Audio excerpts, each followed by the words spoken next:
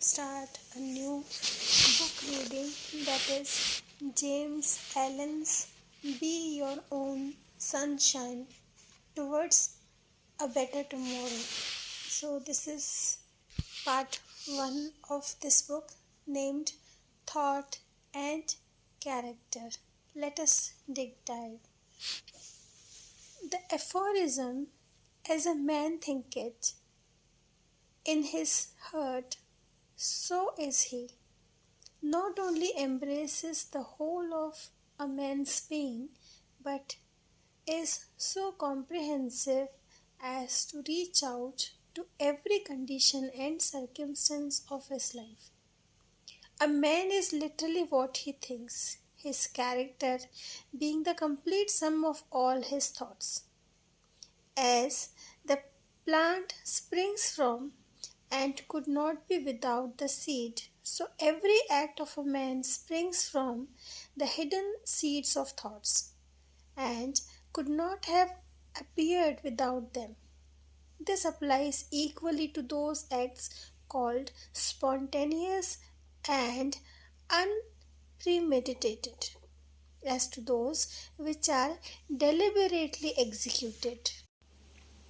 As act is the blossom of thought, and joy and suffering are its fruits. Thus does a man garner in the sweet and bitter fruitage of his own husbandry.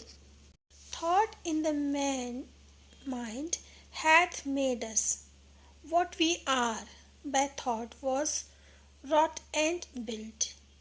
If a man's mind hath evil thoughts, pain comes on him as comes the wheel the ox behind. If one enter in purity of thought, joy follows him as his own shadow. Sure. Man is a growth by law and not a creation by artifice, and cause and effect is as absolute and undeviating in the hidden realm of thought as in the world of visible and material things. A noble and godlike character is not a thing of favor or chance, but is the natural result of continuous effort in the right thinking, the effect of long cherished association with godlike thoughts. An ignoble and bestial character, by the same process, is the result of the continued harboring and groveling thoughts.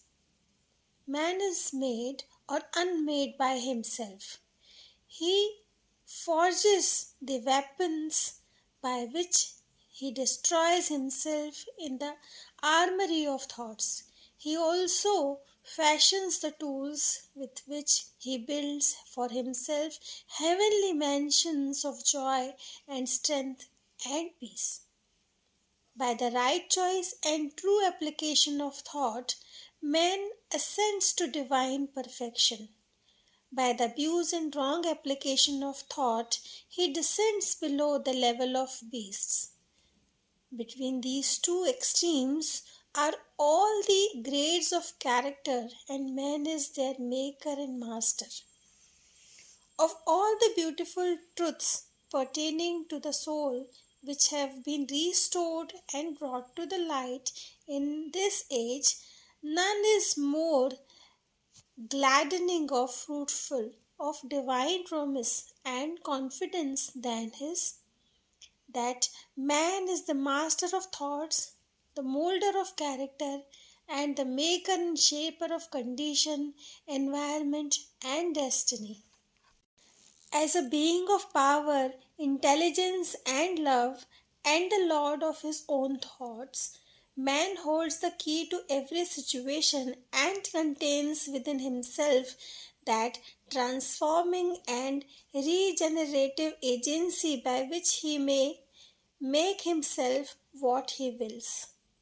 Man is always the master, even in his weaker and most abandoned state, but in his weakness and degradation, he is the foolish master who misgovern his household.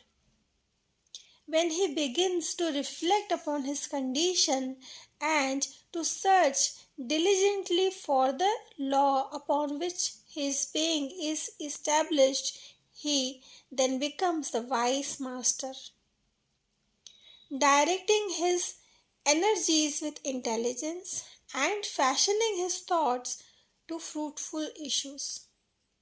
Such is the conscious master, and man can only thus become by discovering within himself the law of thoughts. This discovery is totally a matter of application, self analysis, and experience.